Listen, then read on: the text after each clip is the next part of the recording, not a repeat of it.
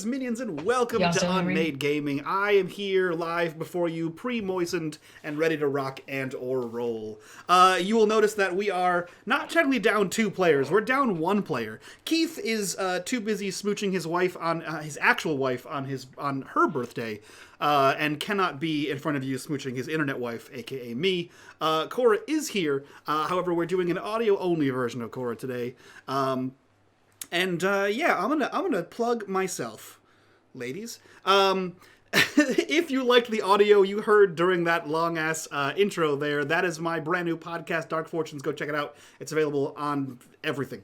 Everything that you can do podcasts on, go look at it. It's great. That being said, if you guys like what we do here, please go check us out on Patreon. If you want to join the conversation, join our Discord. And if you want to help this wonderful, beautiful, amazing cast, you can do so by looking at that bar down in the bottom right-hand corner, the corruption bar. It serves 2 purposes. One is when it fills, Natalie gets to do whatever the hell she wants to us, which is so far given us an evil horseshoe crab shadow monster that just follows us around, which is fucking great. But more importantly, any amount of money that goes into that bar goes back to these wonderful, beautiful, amazing players here. And I think that's it. That's all we got. So with that, I'll turn things over to Natalie to take us into the mystery shadow world of Canada. Yup. Mystery anime Canada, as it has been. Welcome back. We are taking our story through Toranna, the sort of fictional city based off of the very real place where I live. Because you write what you know. What happened previously? We had Lucky face off against his former friend, former friend if that's actually accurate, Sava, who did nothing but yell at Levi having multiple mental breakdowns, I think last week, as he told off a lot of people. Jules and Kit were visited in the brain space in a dream while they were unconscious by somebody known as one of the Sand, turning out to be Jules's friend Remy, who had disappeared previously. Jules is now hellbent on trying to figure out how to get Remy back. There's a whole lot of stuff going weird. There is a prophecy now of which some of the people are mentioned in it. Go figure. And then Kit, as usual, has a dream, sees Levi's apartment, and there is a weird cat creature with a dozen eyes that seems to be taking something out of it. The crew leave the mirror world to head back to Toranna, except Lucky gets held back by none other than Lady Carr. And that's actually where we're picking up today. I'm not being cruel and unusual this time and switching where we go. I mean, please delay my inevitable demise as long as possible. It's fine. Everything is perfectly fine. So, Lucky, you got pulled back through the mirror by a skeletal hand, not in the sense of it is bones, but in the sense of just thin, sheet white complexion. You don't see their face. You never really have seen anything above their lips, as a white shroud covers the majority of their head, but they are donned in almost Grecian-like attire. As they stand before you, Lucky, and she just waits for your answer.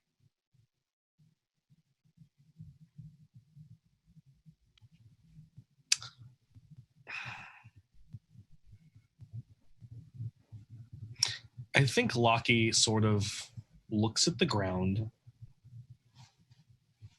and then does that thing where you look at someone's like directly at their sternum and straight through it. Mm-hmm. And it's just like,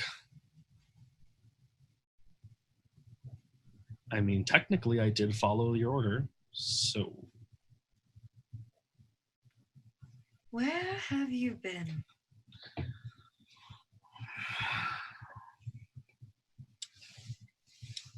I think you know the answer to that question. Well then, why? Why did you leave me? You know your purpose here. You know what your birthright is as a daemon. It is to serve me. So why did you betray that?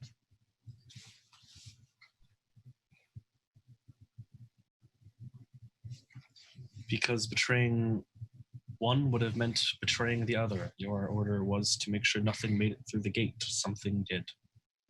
I aimed to correct it. And then you did not return.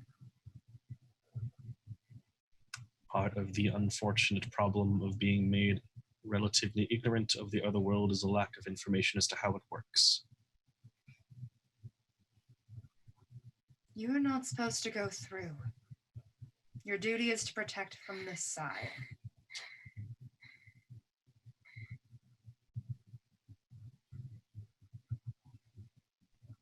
And we failed.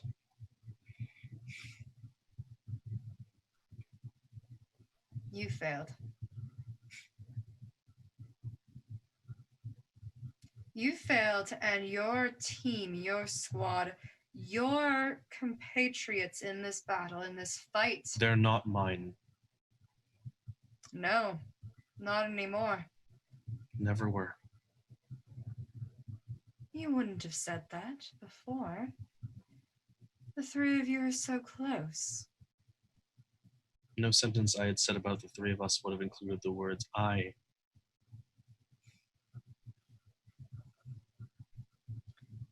You were a squad, a team.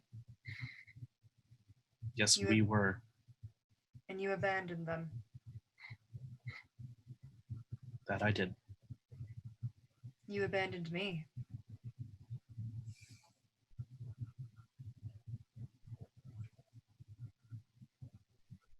Have I not given you everything you've asked for? Provided you with answers, and all I asked is that you serve. There are few rules. Keep the anomalies from going through the portals, and don't go through them yourselves. And yet,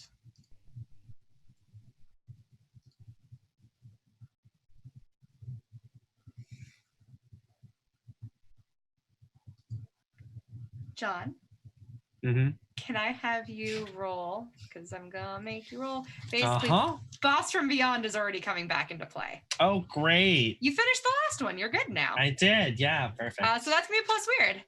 Okay, hold on. I have to definitely not log into Roll20 because I definitely didn't forget. I probably should have poked you. I could have seen that you were there. We were having a moment. It's fine. That's weird, right? It's just, yes, plus weird. Okay. Do that? No. That's fine. We are starting off strong tonight. Excellent. Oh, on a miss, you are required to do something terrible. Yay! You came prepared to this. Yep. Lady Carol, you can't quite see their eyes, but you feel that piercing gaze upon you, as you felt more or less your entire life every time there was direct orders from her.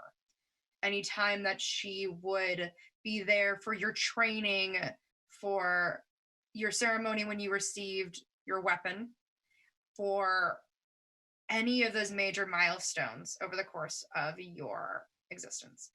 And you know that feeling of just being looked at. There's a weight to it.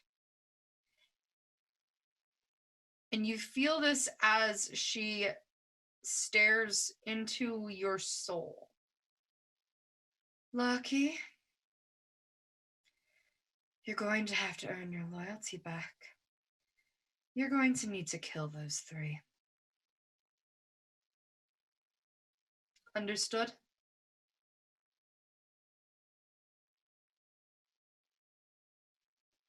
I'm going to take your silence as nope, a yes. I'm just muted. It's just me. And Lockie, Jesus. yeah, and Lockie just doesn't say anything. I mean, well, okay, so technically it's not just me. The mute was But Lockie doesn't say anything, but just And Lady Cara releases your shoulder, which they'd had her hand on top of it for the duration of this, since pulling you back in. And while they weren't clutching your shoulder, there was a weight that was just there. As she lets go. Come back when you've succeeded. And she fades into the back, going ethereal, going opaque, fading into a mist, and then fully disappearing. Leaving you alone, still in front of the mirror that everyone else had gone through.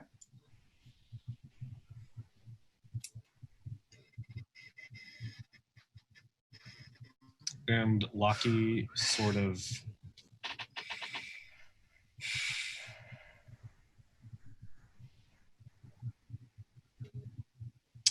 and then, because evidently Levi has been rubbing off on them a little, turns to go back through the portal and just like, stay here, go kill them. Like, can you see how this is conflicting? And then walks through the portal. Hello? Did we forget something? Did you fall in? Like, you're the big monster hunter and we're hunting a monster. Yeah, I had to take care of something, sorry. What? Is everything okay? For now. That's ominous. As you say, that's ominous. Son of a bitch. You walked right into that. Dicks. A scream that you've heard previously. And it's coming from Kit as they collapse. Like a demure or like like what are we? It's an scare. Okay. It is a shriek, high pitched. Sorry, Keith, if that's not how you imagine this going, but it is now. It's like an esophagus burning kind of like, okay. It could break glass. It's guttural. Yeah. Okay. It would break glass, guttural fear lingering within it, and it is cut short by their body hitting the ground as they collapse. Did they scream and then fall, or were they like screaming and falling at the same time? Scream and then fell. Okay. Although I think the tail end of that scream gets cut off by a sudden as they hit the ground. Gotcha. Okay. Levi does nothing. He just exasperatedly sighs because what the fuck else can go wrong? And he's dramatic. So he just like, come on! And just like looks, because he can't do anything to help them. Jules is gonna go over and immediately like try and assess what's happening and try and like first off see if Kit is like unconscious or like anything like that, and then if they are, try to like wake them. Okay. Can you do me a favor and roll to help out? So roll plus cool. Plus cool. Oh my god, plus cool. Yeah. Beautiful. Yeah, see, when I sing, crystal clear. Of course. So on a 7 to 9, your help grants, help out. Your help grants them +1 to their roll, but you also expose yourself to trouble or danger. You're going to, so you are trying to assess what's going on with them. They've passed out. As you touch Kit, you get an immediate sense of that feeling you felt when you were unconscious as well. When you and Kit were both unconscious and you were in that weird subconscious state where you met Remy. There's almost this shock, this not quite electricity, but something that crawls up your skin, leaving goosebumps. I almost called them goose pimples. That's not what I was going for. But leaving goosebumps. There's something weird and magical going on here with Kit. But they are unconscious and otherwise physically fine. I'm going to say that immediately I'm going to look around to see if Levi and Lockie are still in the room with me, and also if the figure that claimed to be Remy is possibly in this space with us now, since it's a similar feeling to what I felt when we were. Okay, so you're looking at, sorry, you got a little bit choppy. You're looking at Levi and Lockie, and you're trying to get a sense if Remy's involved somehow? Yes, I'm trying to see if I see them at all anywhere, since it's a similar feeling to what we had the last time. You can still see them. They're still there. There's you. The three of you are still in this world. You've gotten this overwhelming sensation across your body and prickles on the back of your neck that remind you of that feeling, but it's not. You're not experiencing it currently. But you get the idea that Kit might be in that state again.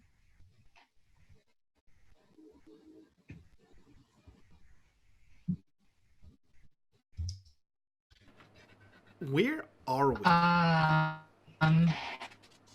You are. You had traveled I'm back gonna... to the warehouse. Okay. That you stole keys for. I don't know what you mean. I'm gonna say that I just try and like gently see if I can rouse Kit to consciousness, and if that doesn't work, I almost feel compelled to like. I'd say that a part of Jules is like weirdly compelled to like get Kit's like sketchbook and pen and almost like put it in their hands to see if like while they're in this unconscious state they'll like maybe feel the stuff and draw out what's happening to them if they can't communicate like consciously, like subconsciously. Mm-hmm. But I don't know. We'll see what happens. You try to rouse Kit and they are out completely. They are not being woken. Even pulling out their sketch pad and pencil, putting it in their hand, it just goes limp. It's as if Kit is very much unconscious, but stuck that way. Jules is then going to go ahead and kind of kneel so that they're basically at Kit's head with Kit's like head in their lap. And it's just going to be kind of like leaning over them, just kind of like softly being like, come on, wake up, come on. And just like kind of tapping on their shoulders gently and just kind of being there for whenever they do wake up or just kind of like to see what's happening next. Cool. So. I think Levi, whose fuse is arguably the shortest right now of anyone, remembers that there's allegedly a monster, not only just here in Toranna, but also in his apartment. And he doesn't want to be there to begin with, and he was kind of dragged by the now unconscious Kit to this, and realizes that he does not have time for this shit. And so he's going to walk around to, we're in a warehouse, right? There's like boxes and crates of some kind. Yeah, he's going to find a, not to be morbid, but a roughly coffin-shaped or coffin-sized box in which to hide a body, right? There's like a long, 6 foot long, 2.5 foot wide crate to put Kit in, because he's not dragging Kit around the goddamn city to fight a monster while they're unconscious. And there's a monster in the city while they're unconscious. So he just, without he just exasperately sighs and then begins like moving smaller boxes to get access to this bigger box. Yeah, no, I'll say you can find definitely a Kit-sized box without issue. I'll even say you find like some of these crates were containing fabrics or blankets or something along those lines too. So sure, yeah, he's very much going to like in a very Levi nonchalant way. Like if it's nailed down, he's just going to put his hands on it and wish that it wasn't nailed down and make the nails go anywhere. He doesn't care. He's just haphazardly using magic to get this stupid thing open. To like just find a place. Yeah. Roll magic then. Absolutely. If you are going to be using magic, sir. Absolutely. Let me just go ahead and use magic for you. I appreciate that. Plus weird. Oh, I think I have to click a button, don't I? You definitely have to click a button. Go. A 9. Oh, okay, shit. cool. Buttons. Okay. 9. It works in perfectly. Cool. I'm going to say with this, so you're just trying to pull out nails haphazardly? more or Yeah, less? so like, well, okay, so one of the cool features is anytime I fuck up with magic, it doesn't affect me. So like, Yeah, no, it's not going to. It's gonna I be put fine. my hands down to like make them disappear out of there just Yeah. to easily remove the lid, but instead they like just shoot straight up and just like explode out of of this thing. I'm like, Yeah, so the nails don't impact you, but they go everywhere else. Lockie and Jules, you get hit a couple times, not hard with a nail, but there's a nail that is big and definitely comes at you, and a couple times.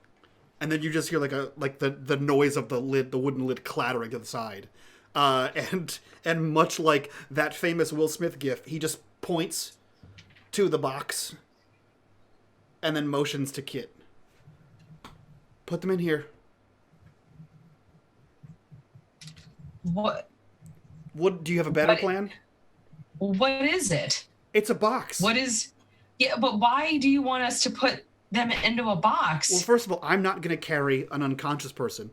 There's a monster in the city, and I don't know how good you are at carrying and punching because you were, I mean, unless it was me, you weren't great at punching to begin with. So if we could put them in the box and then get rid of this monster and then come back and figure out what the hell's wrong with them, that'd be great. Before it, kills someone or burns my apartment down or both, or But burns why not? all of the people in my apartment down. I just want to know why you want to put them in a box. We can't just leave them here? In a warehouse? In broad daylight? As opposed to in a box in a warehouse in broad daylight? I mean, we stole the keys to this place. Like, Kit and I stole the keys. So if the security guard that absolutely saw us, comes in here, they're going to wonder why there's an unconscious person on the floor and the person they were with is missing. But if we hide them... So we don't have time to unpack all of that. No, but we have plenty of time to pack Kit in this box. Not... I really don't feel comfortable. Look, if you would like to put Kit into a box, by all means, I am not putting anyone in any box because I don't feel comfortable with doing that, regardless of reason. Well, we can't just leave them here out in the open. I mean, I'm open to a better idea, but hiding them is the best option we have right now. Which I'm not necessarily opposed to. But if you want to be the person that's actually stuffs this person we've been going through this with into a box, that's on you, my dude. They'll understand. And Lockie picks them up and dumps them in the box. Perfect. You saved Levi from embarrassment. Oh no, don't worry. Levi did that just enough all on his own. He's pretty and not strong. So that would have been a struggle. God damn it, I wish that we would have let him try. Yeah. Let him struggle. So yeah, look, Lockie puts Kit in the box, looks at Levi and goes, "We're going to have to talk about that later. But in the meantime, monster," and leaves. What do we... Fine. And he just, like, storms after Lockie. Lockie just like, "Great idea. Thanks for it." Leaves. Goodbye. Yeah, Levi storms after him, exasperated. Jules follows behind, kind of just glancing over their shoulder back at the box before leaving. We're gonna have to have a conversation about that later. I like that. No one else had a plan, but everyone agreed that Levi's plan was bad. Because it's like, well, we could leave them here in the open, or we could put them in a box in the same location. Yeah. Lockie, if you're leading the way, where are you going? Oh. Lockie gets to about 1.5 feet outside the door. Perfect. And then when Levi inevitably comes to the door, turns around just thump. I don't know where I'm going. I was wondering. I thought you had like a radar or something, like a monster. That would be radar. awfully convenient. I have no idea where I'm going. Great. So Natalie, how do we get to the hipster swanky part of town from here? The train, I assume. Hipster swanky part. That's where we put you. Yeah. Yeah. So we're gonna take the subway. Which We're gonna take. Yay, there are horseshoe crab rats there. Yay! Yay! Excellent. Steve skitters around your shoulders, Lockie, after having been hidden in your coat, I think, for this whole time. Yep. And Steve goes up again, excitedly jumps and heads towards the subway. Somehow this creature has a really good idea of the city, which is worrisome in its own regard. Yep. I don't like that he knows that we're going to the subway. I also don't like that I'm referring to him as a he. A tiny monster. We're going to the subway, and he just starts following the stupid horseshoe crab. Which nobody seems to pay any mind to as you go through. You're heading down. You're in downtown, so you're going to head to the main subway station, Union Station. Mm-hmm. I'm just going to steal that one. Sure. And it's real. It's called Unity Station. Unity Station, perfect. Sure. And nobody seems to notice this little horseshoe crab running and skittering through the passageways past the turnstiles. As the three of you approach the turnstiles, and we'll get through how you approach them in a moment, you see there's always these TV screens that tell you how many minutes the next train, transit issues, general news and whatnot. And you see breaking news across the screen. There is a fire nearby, and it looks suspiciously like the building that you had been at in the mirror world where you fought the anomaly.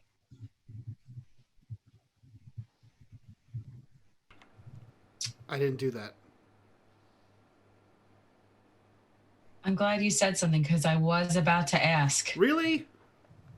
You voiced the fact that you didn't do it. Clearly you thought that the reason you needed to do it was because people were going to assume. I was in a different dimension with you. And then we came here together. How would I have had... Ugh! Get on the train. I will get on the train, but not because you have told me to, but because I need to. And Jules just proceeds to go through the turnstile. Lucky, I think, stops to look at the TV, is really concerned, and maybe almost misses the train unless someone is paying attention enough to be like, wait, hold on. I think, like, Levi walks by, like, he sees you stand there, and he's in a huff. And he goes to walk by on the train and just sort of leans in and goes, I understand why you left your team. And then he walks in. He walks into the train. And that's probably enough to jog your attention.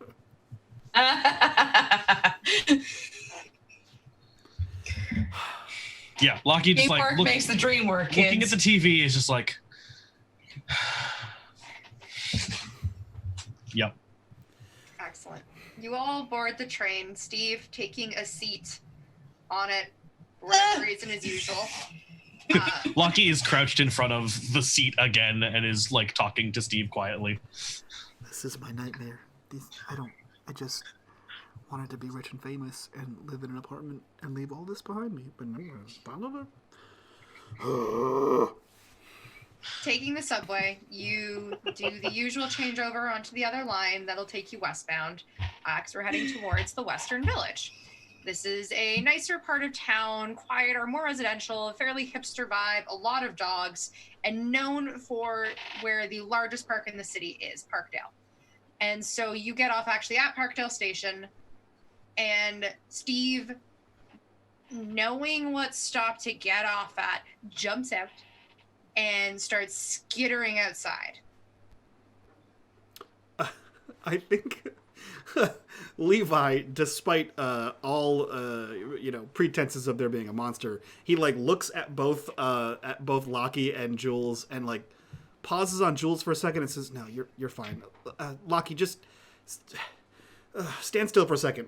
And like he does his best to like muss him up to make him look from homeless to homeless chic, and be like, "Yeah, that's passable." And then he like starts walking through the hipster village because it's just an iPhone away from looking homeless. It's really Lockie like gets all tussed up and then just like and then starts like slowly readjusting himself back to like comfortable. Don't draw looks. Just don't be weird, I guess. You're the one mumbling to yourself on the train. That's pretty normal on the train. Okay. If we're being honest. So is homeless. Not really here. And he like looks around to like the nice village. Anyway, And Lucky just like looks around and goes, "No, I've been here before." The apartment's this way. He just starts walking down the street. Come on, Steve. As you, Steve just goes. What kind of building does Levi live in? Man, I don't know. It's not like an apartment complex, but it's definitely No. like a. There are a few people in it. Yeah. Right. It's one of those like low-rise ones that's only a couple levels high. Yeah, so really yeah, only yeah. Has a handful of units. Exactly. So there's like 6 or 9 units in it. Yeah. And they have like the weird like it's like one of them's green and then one's blue over here. That like weird like Art Deco style, and there's like Very eclectic. yeah, weird balconies at different angles. Perfect. Mhm. Love it. And so leading up to your place, what does yours look like? My apartment, what does it look like? Yeah. So I think it has I mean, like, Levi's, not yours, Mike. Like, I mean, I live in a house, so it's a mess. So I think there's like, you walk through the hallways and there's like the standard painted door kind of thing, with like the number on it. But once he like opens the door, and it's very much like the scene from like Ace Ventura with the animals. He like puts the key in and then he like waits a second and then like jiggles it. He's like, man, I hope there's nothing happening in here. And then he like opens the door. And you see that it's like hardwood floors, like, high ceilings, that kind of thing, like a studio apartment, but like in a mill. Giant orgy. You know. Just a huge, Greco-Roman orgy. We're doing Saturnalia. There are we opened out to The Witcher. Got right. it. Sorry, Okay. yeah. There's like floor to ceiling windows, that kind of thing, but there's nothing else. There's like no drapes on the floor to ceiling windows. There's just a hardwood floor. There's like a table with one chair, and then like a box the size of another chair that's next to that. And the floor is just like neatly littered with opened and unopened what is it, Spamazon packages. Sure, Yeah. Spamazon now. Yeah, perfect. Spamazon, my God, I love it. Oh my fuck. And there is a one of those like not one of those like your mattresses on the floor thing, but it's like that very low futon bed frame with a mattress still in the wrapping with an unopened package of sheets on top of it, ready for that, and like 2 pillows also in the wrapping. Perfect. Welcome. I wasn't expecting company. Or Nice to sleep digs. here, apparently. I don't want to hear it. I just got it like 2 months ago. I'm still moving in. It takes a while. You got the bed 2 months ago?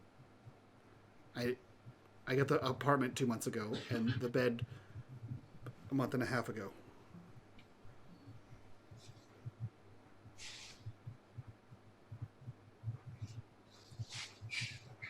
Is this relevant to monster hunting? I don't... So what do we need to do next? I don't know who you're asking. I'm asking you. I'm asking Lockie. What do we need? What's our next? Stand here and wait for monster? I didn't see it. The person who saw the monster's unconscious. In a box. So let me see if I'm understanding this correctly. We put the person who saw the monster in a box in a warehouse and then came to your place to just hang out here until it shows up again. And we couldn't bring them with us to your place because fill in the blank, my dude. I don't know if you've ever carried an unconscious person across the city. It's pretty suspicious. Not recently. In the list of things that are suspicious, it's pretty up there. It's like murder, fist fight, carrying person unconsciously across the city. Let me see. So we put them in a box to hide them and leave them in the warehouse. Yes. We didn't think to put them in the box and bring the box with us to your place so that it would be inconspicuous. I feel like Sorry? I feel like it's carry person across town, carry giant human-sized box across town. It's pretty even on Lucky the goes into the conspicuous. room. Okay. Just have at it. Full of shit. And looks for a tiny black cat named Reaper. Have at it. Just you root around in there. Do whatever. Just keep your bones in. Oh, that's so delightfully For the fucked. record, Lockie is back to looking normal without any bones on the outside. I know. That's why I said Okay, keep cool. them in. Perfect. If anybody would like to investigate a mystery. I would like to investigate a mystery. I could not say that word to save my life. Jules, I do would you also wanna like go to in? do that. And or help. Bad at this though. So I will probably Lucky I think is probably actually more just moving into the room. If Cool. someone wants to actually investigate, he will help because I'm bad at this. I'll do it. If you want did to you- roll, +1. Cool. What I'll is say it? that you're helping. Sharp. Oh, roll sharp. I'll roll just because it's my house, and I'll just do it. But you guys can. So do my- it too. Am I adding anything to this, or am I just rolling as my stats currently are with 1? I mean, unless you're gonna go with what Levi just rolled, which he rolled a 10. I mean, Yeah, I would let's just do suggest that. I would suggest we both roll because the chances are I'm gonna miss something. I'm trash. Fair. Okay. We'll search You different rolled sections a of the 10, house. though, sir. You've gotten a I don't full trust success. you, Natalie. Okay. Rude. Yeah. Wow. By all means, Jules, go for it. So you said input +1? Yeah. Thank you. Because Lockie will be helping you. Levi will be searching on his own, so he can ask his own question. I think Levi is he's less searching. That's a 0. That's not how that works. Roll just sharp normally, and then we'll add the +1 manually. Yeah. Fancy So shit. I think Levi is moving, you know when you have unexpected company and you just start moving things around. See, there you go. And you just start moving things around to clean up, your chair full of laundry you put in the closet for some reason. That's what he's doing. He's just moving boxes to make it look less like he's. Because he's just trying to busy himself vagabond. and tidy up. Yeah. Okay, so Levi specifically, so you can ask any 2 of the following questions. What happened here? What sort of creature is it? What can it do? What can it hurt? What can hurt it? Where did it go? What was it going to do? And what is being concealed here? Jules, okay. afterwards, you can ask the keeper any question you want about the mystery, not just the listed ones. Because you've got actually Sweet. 12.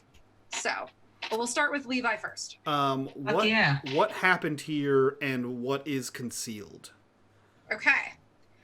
What happened here is you can tell somebody has been through here. While your place is not put together whatsoever, it is still Wow, the rude. kind of chaotic mess that you understand and know this. You've still lived here. You've still slept here somehow on the plastic. Wow.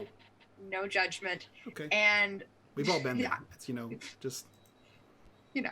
and learning so much about you tonight. And someone has been through here. You notice some of the boxes are slightly skewed, as if somebody was looking for something. They've been going through things. Anything that's been pulled out has been put back in, but some of the boxes that weren't opened previously are now they've been opened. The tape has been cut, and they weren't cut yet. You put things on these boxes. These are my putting things on boxes, I'm not opening them yet. I'll open them later. Yeah, it's my And so- later pile. Exactly. And so there's certain boxes that are opened that weren't opened before. And looking through them, nothing is missing, nothing is wrong. It looks like somebody went through it, put everything back. So that's what's going on here. Somebody's clearly been through it. What is being concealed here? That was the other question, Mhm. correct? Correct. What is being concealed here is it feels like something has been placed here. There's something new here. There's something that wasn't here before. And you can't something's weird, something's different. You can't quite put your finger on exactly what it is. Interesting. Does it feel like there is? I know this is not one of those questions, but does it feel like there is magic? Yes, I was going In to say here? it. Yes, there Okay. is. There is magic, and it feels Like not mine? No, actually, it feels like yours. Interesting. And so what I was actually going to ask you, Levi, was you had previously talked about how you got your powers was through just a voice. You never saw that person, correct? You never saw anything. Yeah, it was just an a ominous voice. And as you're searching, the presence that voice carried with it that day, that presence is still here. Interesting. It's as if they left something for you to find. Cool. Okay. I'll Jules, do something in a minute. Jules, you can ask me any question. I just allowed one question or two? It says you may ask the keeper any question. I'm going to say it's any question. Okay. Because it's not limited to that list. It is whatever you want it to be, which is pretty crazy. So, but we'll see. I might allow you as a follow-up question, depending. Because you did roll a 12. Would I be able to get a sense from anything around the room of what can hurt this creature? Good question. From what you can see, from what you can see in the room, you're looking for specifically what can hurt this creature. You are getting the idea that this creature is likely going to be able to be hurt by magic. From what you can tell, this creature is a magical construct, and therefore magic will be what is able to destroy it again. Especially being able to exist in this space, in this world. And so within this specific vicinity, within Levi's studio apartment of Spamazon, you probably don't feel the magicalness in the space. There is probably something here that Levi may have touched or has used and therefore has imbued with magic that may work against the cat creature. Okay.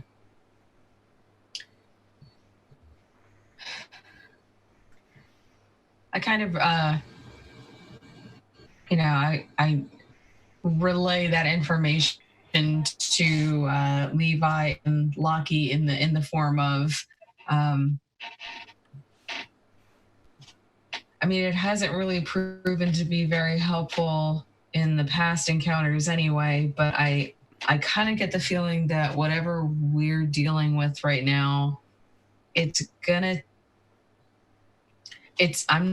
not going to be able to do much with just weapons that I have. I don't know if there's anything that I can do outside of that. There's something here that's not mine. I don't know what it is, though.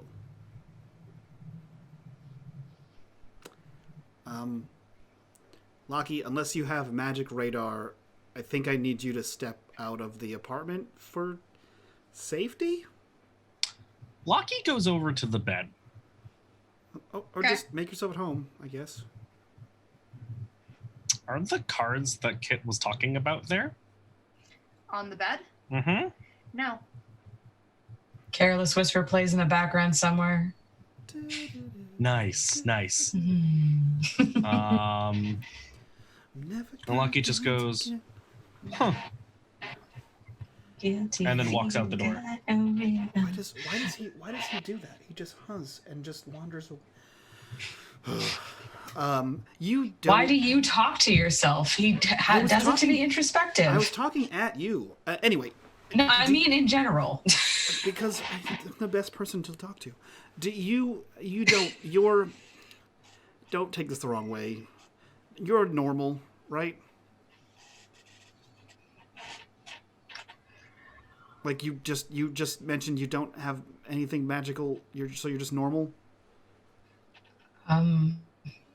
I mean, I mean, from what I gather from when we were in the other world, I instinctively used weapons that I had on me while fighting because that's what I'm used to doing when I get in a fight. I didn't think to even try and see if I could do anything, but now that we're out in the real world, I don't know if using the weapons that I do have is actually going to work to take this thing down. Okay, I can only do this so many times, and I need a willing assistant. Can I cut your hand or other non-vital part just like a little bit? Like a little bit. Jules flips him the bird and then just kind of extends their hand out to hold out their middle finger towards him as like an indication to like prick their finger or like slice their finger or something. Great. And he like he like puts his arm down aggressively, and a blade slides out of the arm of his jacket, and he just runs it like cutting an apple. He just runs it across your fingertip. You unfortunately take 1 harm, Jules, but I'm going to use my rote, Natalie, my absorb magic rote. Which I forget how exactly rotes work. Is it just like use magic? It's just use magic. Okay. It's just like a special spell that I made up. Cool. Basically. Yeah, so I'm going to do that. So I'm going to use absorb magic, and I'm basically trying to absorb all of the magic in the room, which is why I made Lockie leave, to find out what the hell was here that is not mine, or where this thing came from. Cool. So let me roll this failure. Let's see here. Weird. +0. Kapow! Fuck! There it is. Great. Cool. So, I wrote this, so this is dope. Dope. Alright, even better. So, on a 6-, the magic you attempt to absorb is too powerful. I take +1 harm. Cool. So, I slice open Jules's, fingertip. And then Jules, this is the first time anyone has seen this, so you get the show. You see like this happens and like the blood like trickles down your finger and it's all dramatic or whatever. And Levi like steps back, and it's very much like a Marilyn Monroe situation where there's like just air underneath him for no reason. But you see him kind of put his arms out by his sides, and then all of the tattoos just sort of like pulse and glow, and then you would just see, I assume, like black light kind of like flowing into him. And then you see him kind of go rigid and look like he's getting electrocuted, and then he collapses because I just took my 4th harm, and that puts you at unconscious. Yes, it does. Cool. So I absorb all the magic in the room and pass out. Yes. Also, you gain experience. Don't forget your experience. I do gain experience. You do. What? Isn't that great? What the fuck? What? And just immediately over to Levi and just like again, shaking and like being like, dude, what's going on? What did you just do? What's happening? Trying to see if there's any response, and then call it Lockie, Kitty. And then Kitty, we found the monster. It's right there. It's been here all along. Steve. So yeah, I guess like Lockie goes into the room, and it's just like, what happened? Lockie, in general, this room feels different than before. It is devoid of whatever energy had been sitting here previously. It feels cold. Sorry, Jules, continue. Lockie comes in. Well, so actually, knowing that, Lockie comes in, takes a look around the room, and goes and looks at Levi, and then goes, "Did he just inhale all our evidence and then fall over?" He did something where his body started glowing, and then a bunch of shadows and shit rushed towards him, and then he passed out. This is now the second unconscious person we're dealing with today. Do we have to stuff him in a fucking box too? I mean, there is a bed. That's not a box, but I don't. Lockie just like scoops Levi up, walks over, and unceremoniously just dumps him on the bed. Okay. Okay. The room is cold, as I said earlier. There's a chillness to it now that Levi decided to absorb most of the energy within the space. Even you, Jules, would feel this. It is colder than it was previously, as if somebody had opened a window and you feel that stiff breeze waft through. But there's no open windows here. It just feels that way. There's a draft. And coming from underneath the bed, because we said the mattress was on a futon, so there are thin slats, effectively, correct? There is a warm spot coming from underneath the bed.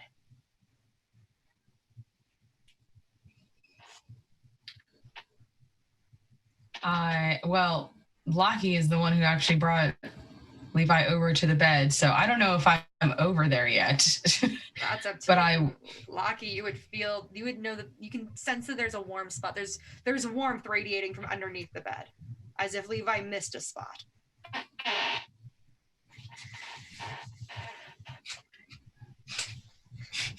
Do you put at least Levi down first? Oh no, like Lockie like walked over and just like rolled him onto the bed and then was like like just dumped him on the bed. Just okay. Unceremoniously. I have had enough of this today. Yeah. Jules, are you heading over towards? Yeah, I'd say that Jules follows Lockie over to the bed, and like as they dump Levi onto the bed, and he goes and just kind of like squats down and like looks underneath at this warm spot that we're both feeling. Like Jules is just gonna like be there and like let Lockie investigate what's happening there. No need for both of us to look at once. Underneath the bed, you're just looking underneath. There's no just rushing into it, effectively. Yep, just going. Underneath the bed, you see the deck of cards that Kit had been referring to.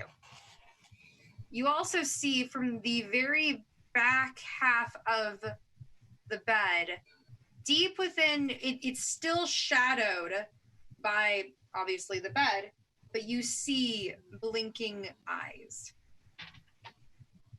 And a soft meow.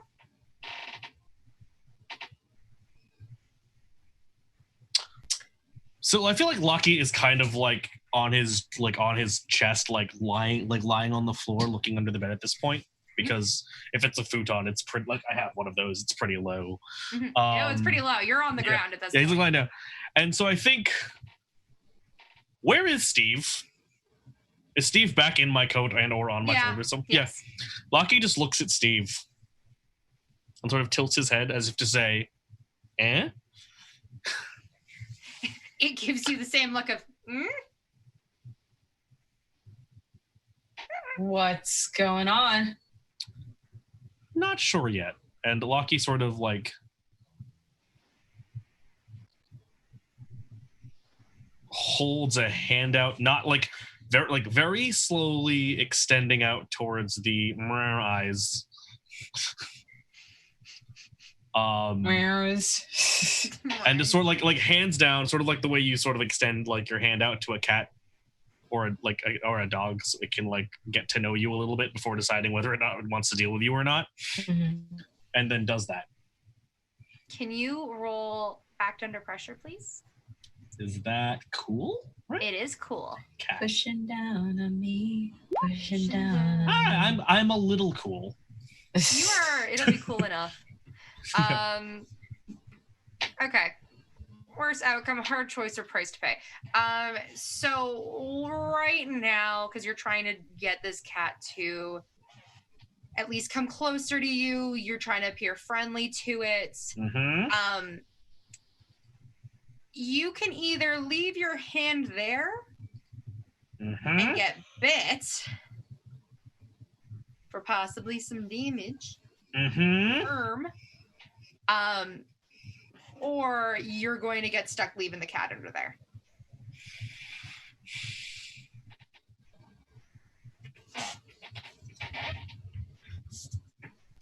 You see that look in the cat as it's about to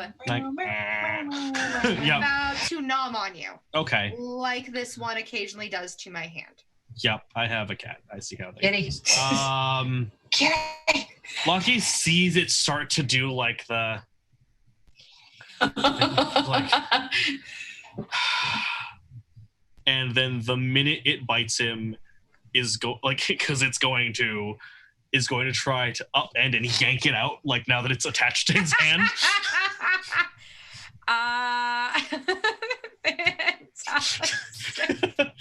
Like we know how this goes. All right. Cool. So you let the cat bite you. You're going to take a harm. Cool, except not because bones on the inside. I guess they're all technically on the inside this time. Yeah. They're on the inside now, as opposed to the title of this episode. Yeah. And so you, I will say, managed to pull out the cat. As cool. It's very, oh God, I hate that I'm going back to this trope, but it's very anime-like in the sense of you're holding your and the cat is just dangling off of it. No bigger than a normal house cat. Except it's full black. The face is bigger.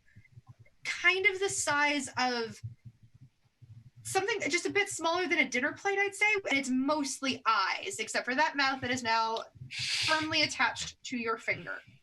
It hurts because they still weigh the same amount as a normal cat. And therefore, this is not pleasant. Something about the phrase "mostly eyes" is just unsettling. Yep. Like their body is made of several dozen Lucky eyes. is so I'm gonna do something that I don't know how this works. We're gonna find out. Lucky is just a little annoyed at the moment currently, and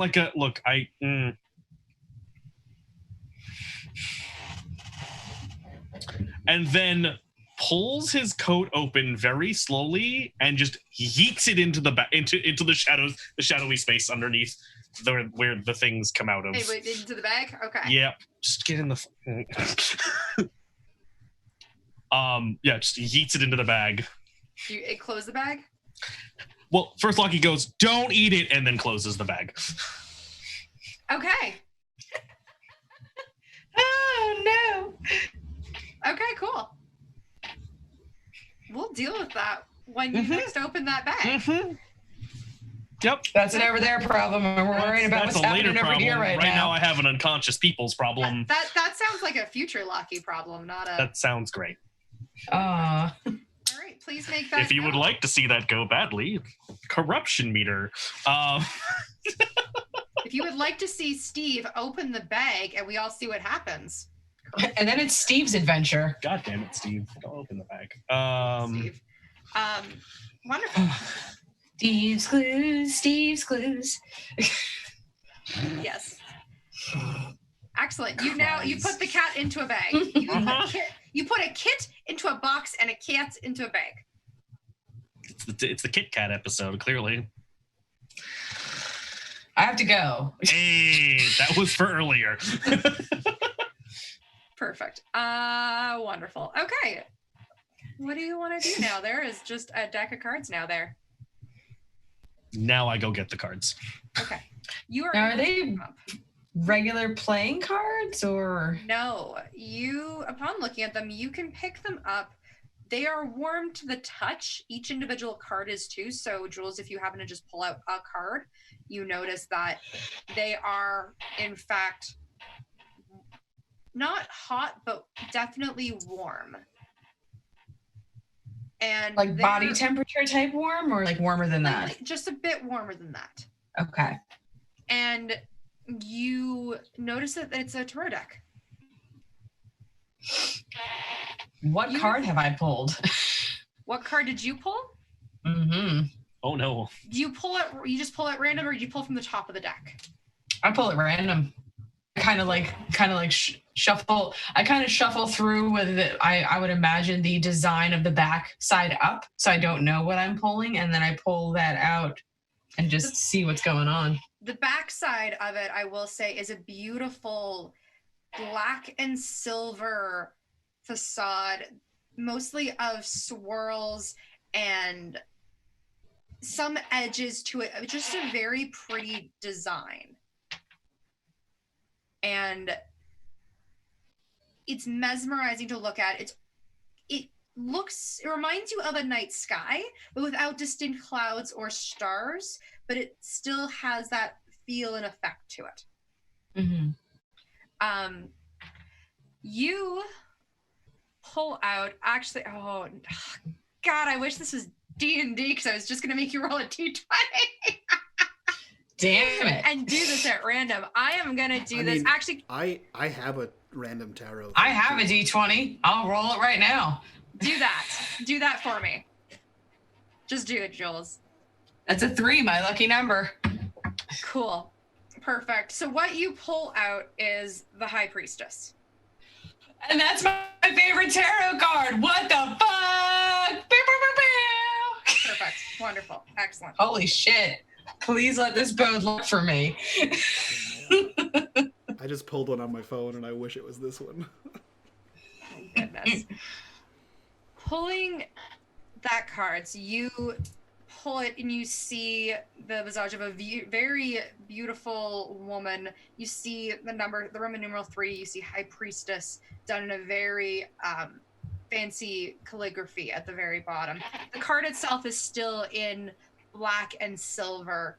There's a metallic sheen to the card as well, you notice as you look at it, as if it's done with, there's actual silver throughout it. And so, and the woman is sitting there, peaceful, pleasant, serene. And yeah, there's a peace that overtakes you. You feel calm. For probably the first time in like the last week. Probably even the last few months, actually. Yeah, that's accurate. This is more effective than even Loki's soothing therapist work that he's done. Speaking of unethical things. And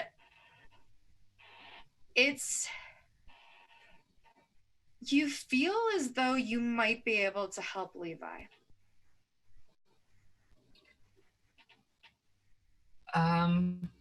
Okay.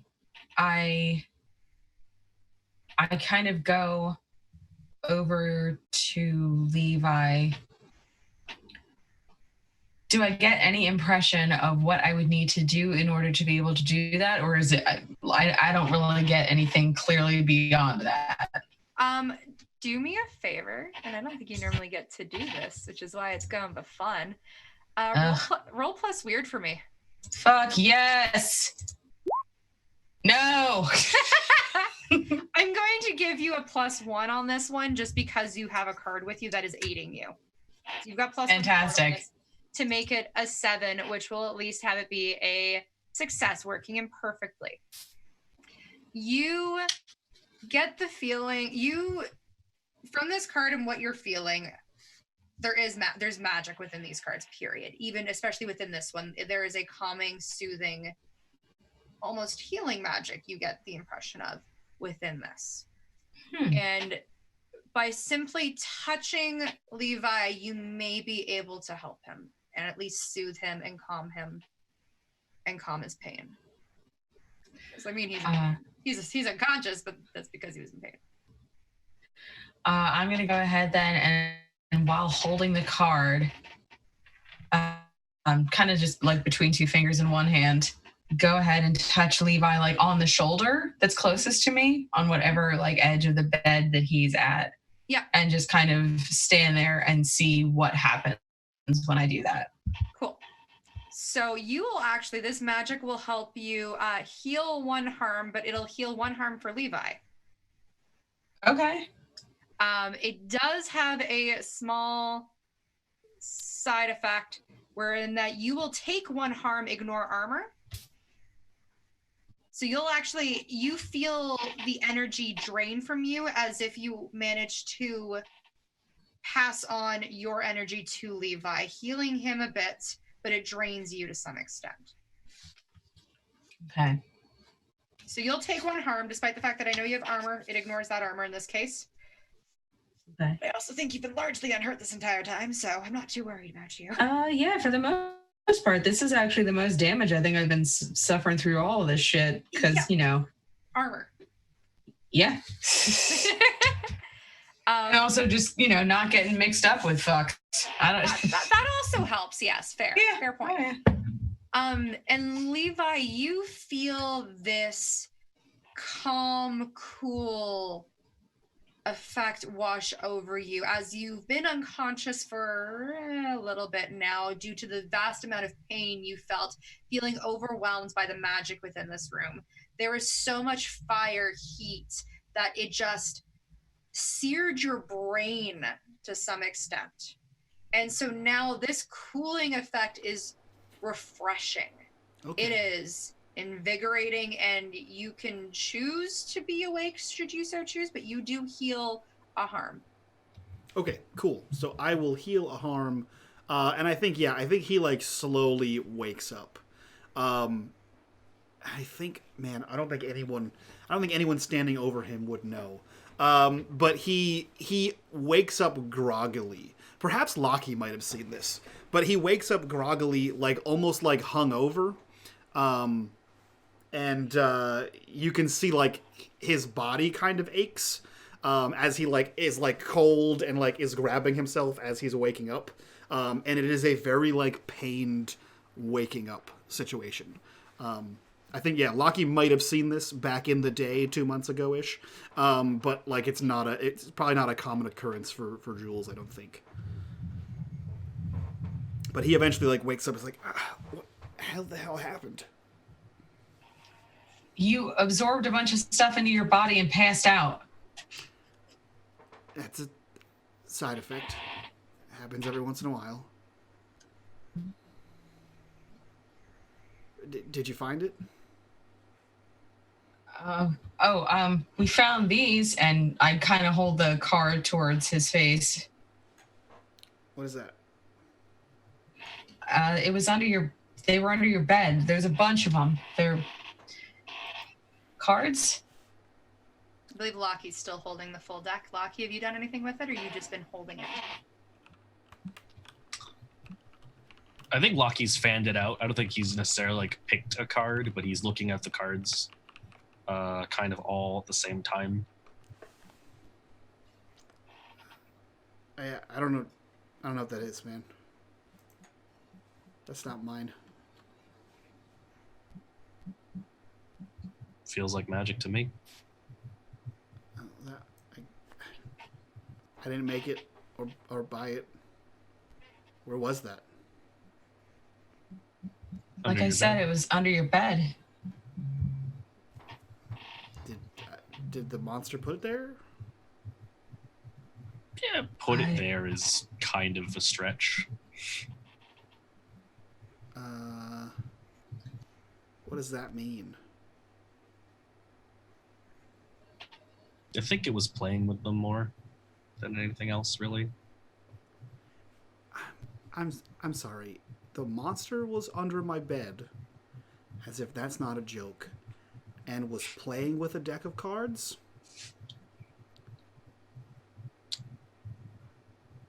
Yeah. And he just looks to Jules for any kind of clarification here. You absorbed all this stuff into your body. You passed out. I called Lockie back in here. We felt this weird warm spot in your apartment underneath the bed. He went to go look at it. There's a cat that popped out with a really big fucking face, and then there were these cards. I don't have a cat. Well, that's unsettling. We're going to touch on that later. Pretty sure it wasn't your cat anyways. Do you know whose cat it was? Nope. But I'm pretty sure you wouldn't buy a cat with that many eyes. I'm sorry, what? What? You said how many eyes did it have? I didn't say. No, I'm asking you. Oh, many. I didn't count. And again, he like slowly rotates back to Jules. What? And Lockie's like, I could count if you wanted me to. What's happening? How long have I been unconscious for? I mean, not that long, but like there's some stuff in your apartment that you clearly you mentioned before you did the whole thing where you asked Lockie to leave the room that something didn't feel right in the room. Maybe that was what it was. Yeah, that was the point, was to find out what it was, but I don't understand what these cards are for, or whose cat that was. Or why there was a cat with many eyes. Was this one of your cats? Is this like a you? Is this like a Bones on the Outside cat? What is it with you and Bones? Anyways. What is it with you and Bones on the Outside? My bones have always been on the outside. What's your point? Does this cat have... Is it a cat from your side of the mirror? Probably. How did it get in my house? I don't know. Why do you have magic tarot cards in your house, Levi? I don't know. I didn't buy them. Okay, well, neither do I. I don't have all the answers. Well, you... fucking should. What's next? Lockie, I think literally just like 52 pickups the tarot card deck at him and like walks outside. Oh. 51 cards as Jules is still holding one. Oh yeah, like I don't know. But yes. Yeah. I don't think that number. Jules is just gonna actually tuck the one that they're holding into their like pocket of their jacket and kind of go and start like picking up the other ones that are now like scattered all about important. So let's maybe not do things like that with things that seem like they're probably helpful. I mean, I did just use this thing to help get you back to being awake. So Levi, do you have obviously good for something. Do you have a particularly noticeable liquor cabinet?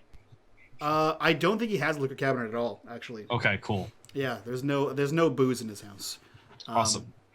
He does look confused at Jules because it sounds like she's blaming him for what just happened, and he doesn't understand. And he just sort of like, you know when you're sick and you're like, I have to get up. He very much does that, like as he like winces out of bed. And he gets up and he walks over to the kitchen cabinet, right? And he like looks out the door and sees that Lockie's still outside and being Lockie, and then he kind of like glances over his shoulder at Jules, who's picking up the cards, and confident enough that no one's really paying enough attention to him, he opens the cabinet and pulls out a box that says Narcon on it, and then he snorts the nasal spray and then puts it back in, and he like, okay, so the cards were under the bed. The cards are magical. There's a cat. Where's the cat? And he seems slightly better than he did a few seconds ago. Like, he seems more coherent. Where did the cat go? Lockie? Lockie, are you holding a cat with a big head and a lot of eyes? Did I not see a cat on you? Not technically holding it. That's so vague. Where's the cat? Can it talk? Is it like a talking cat? Does it do tricks? Okay, we're opening the bag. That's just like Lockie is done explaining things with words at this point. I don't know what that means, and I don't like it. So, yeah, what happens? So, you open up your bag. Yeah. Everything's dead. Great. Dies. No, I'm kidding. So, what happens is nothing for a moment. Great. Because that's not concerning in the slightest. Nope. And yeah. So instead, Lockie, do me a favor, remind me, what did your good boy look like originally? The shadow dog? It was a shadow dog? It was a shadow dog. Cool.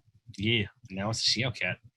Yeah, it looks like the shadow dog and the shadow cat merged somehow. So instead of the small house-sized cat and big good dog shadow boy, you have a larger creature reminiscent of a panther with, instead of the full dozen eyes, there are 6 just scattered amongst its face. Oh, okay. And a large jaw hanging of teeth.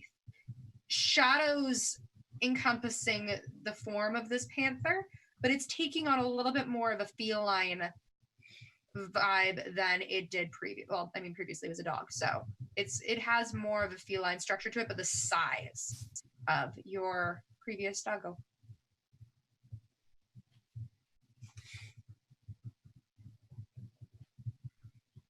That is not what went in there. And as it came out, so it's in the middle now of Yep. Levi's house. Yep. Levi's apartment, and just a as it sits down and starts to lick at one of its paws.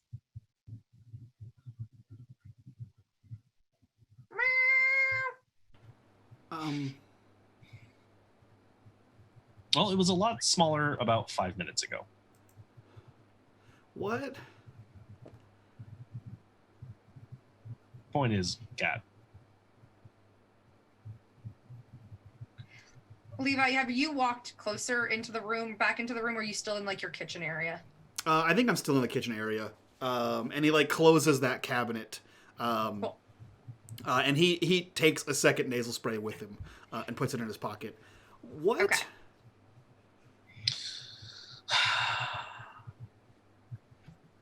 I may have made a rash decision.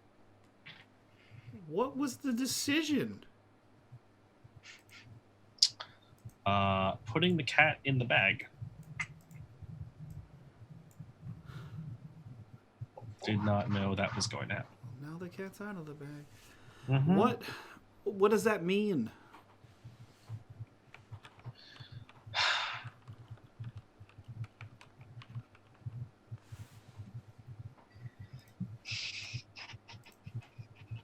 As you stare at Lockie, waiting for any kind of answer or explanation to this whatsoever, Levi, you notice that there seems to have been, in the grand shuffling of all of the cards, there was one card that seemed to have made its way into the kitchen, and you notice it now by your feet, face down. Yes, up. I do or Lockie does? Nearby Levi's feet, sorry. Oh, well, shit. He like bends down to pick it up, and then before he touches it, he stops and like looks at Jules, who mentioned something about using the card. And he just like looks at them and says, "It doesn't like do anything when you pick it up, right?" I mean, it bit Lockie when he went to go near it. The card, Jules. Oh.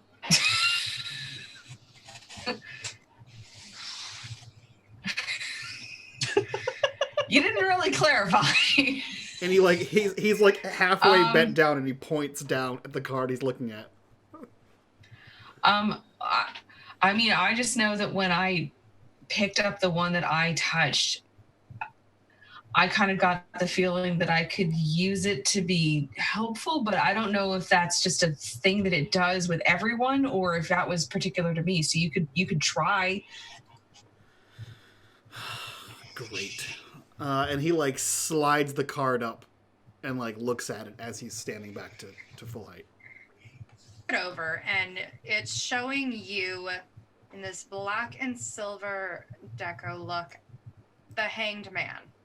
Dope. Mm-hmm. As you see just the image of somebody hanging upside down, the noose there as well, and everything for you, Levi, freezes as if you've been pulled out of time temporarily. Dope. And you hear that voice, that same voice that gave you your powers. Yeah, love it. That you've been feeling in this room, that you tried to absorb that power. And now it's there the hairs on the back of your neck starting to rise up. And you hear them say to you, Levi, those cards are a gift, quite like the ones that I gave you. But I need you to do me a favor, Levi. I need you to do one thing for me. In exchange for these gifts that I have bestowed upon you, I need you to kill Loki. Oh no. And that's where we're ending tonight's episode. You bitch. Jesus, no. Nice. There's nothing nice about this. Loki got told to kill all of us. I have to kill Loki. Jeez. That's why I thought today was gonna be hilarious. Jules is if gonna have Jules to wasn't kill there. Kit. Yep. Great. You know, Jules, just put the lid on, and then that's it. And they'll just over time. Perfect. Great. Jesus. Oh man. okay. This was dramatic and stressful. Indeed. Kit's still in a box. We have Indeed. to deal with that later. Yeah, we gotta Still in go. a box. We gotta go find Kit later in a box. It's like on a shipping cargo thing now. Okay. Don't- All right. Just the interlude to Deus Ex So- again. Yeah, we're just gonna be killing each other. That's the season finale. It's a Mexican standoff. Awesome. We all just Beautiful. have magic guns out, and Jules just has I mean, regular y'all- guns out. I was gonna say, y'all magic folk can duke it out. Jules will probably be like, if I just back out of this room, I could go back to my normal way of life. Like they'll just end each other, and I don't have to be a part of this no more. And slowly back out of the room. Right. Mm-hmm. Okay. Well, this was something. Oh my god. Good shit. Yeah. So let's go around, do our I have introductions. officially decided that we are dubbing we are Caname. Cananime. Cananime? Is that what we're Cananime. going with? It's a cananime. Okay. All right. God damn it. So while Jules' Caname, internet because loses we're its mind, Canadian anime. I get it. We're there. Cananime. We're with you. Let's Oh, go my around, Lord. do our introductions. We'll get the hell out of here, and we will see you next week for this more whatever the hell Natalie's gonna throw at us. So it sounds like it's working. So let's start with Jules and Cora and her terrible internet, and we'll go. Oh my from god, there. let's go quickly. Okay, I'm Cora. You can find me at Glamorbomb Live, all capital letters, on Twitter. That is where I literally post anything and everything to do with TTRPG stuff. When I'm not here, you can also find me voicing a character on the podcast by Mage Productions of Chords of Fate. Our episodes come out every Monday. We're actually getting ready to record our first season finale next Saturday, assuming that this shit doesn't continue to happen. So yeah, folks, come check me out there. And on that note, I'm going to stop talking so that hopefully I don't anger the internet gods further. Fantastic. Let's jump over to John real quick. John, who are you? Where can we find you on the internet? What are you up to? Who am I? That's a great question. So I am John. You can find me on Twitter at RY0MASA. When I'm not here on Tuesdays, I've got a couple shows coming up that I'm not sure I can talk about yet, but I will be actually appearing on more things here and there, which is kind of great and also horrible for my schedule and my thesis. But also, if any of you are local to the East Coast and are flying over for PAX East, I will be there on the weekend working with the Roll Initiative, which is a group that runs the organized D&D 5e play for Adventures League at PAX, both PAX East and PAX Unplugged. They're a great nonprofit group that I helped to start. I was on the founding things for there and helping them do it until I went to grad school. Wonderful group of people. You should come check us out and play some D&D. Hell yeah, that's awesome. Let's jump right over to Natalie. Who are you? Where can we find you on the internet? And what are you up to? Besides causing all of you pain and suffering. Hi, my name is Natalie, also known as Chaotic Rogue. That's where you can find me on Twitter at Chaotic Rogue, where I talk about TTRPG shenanigans and other random stuff. I don't know what I do half the time. I don't know who I am half the time. It's fine. When I'm not here on Tuesday nights, because this is really the only thing I'm streaming right now, is because I'm trying to force myself to do more writing. Yes, I am. And so you can find me in the work that I do over at the Mage College, on the website, over on the Patreon, over... I think those are the main things we're doing. I just have a lot of writing deadlines. Why? But I did actually write an article looking at the races in 5e. So if you go to the Mage College website, you can check that out. I'm looking at dissecting those and looking at how to build those. So. Hell yeah. That's it for us, guys. If you want to support the channel, please go check us out on Patreon. If you want to talk about this game, join us in the Discord. Links to all that stuff down below. And if you haven't seen it or heard it yet, we have a brand new podcast called Dark Fortunes Podcast. I'm plugging it everywhere. Go check it out. It's on iTunes, it's on Spotify, it's on Google Podcast, all that fun stuff. So pretty much everywhere you look for podcasts, go find it. Dark Fortunes. Check it out. Let me know what you think. And that's it from all of us and you guys. We'll see you next time. Bye-bye.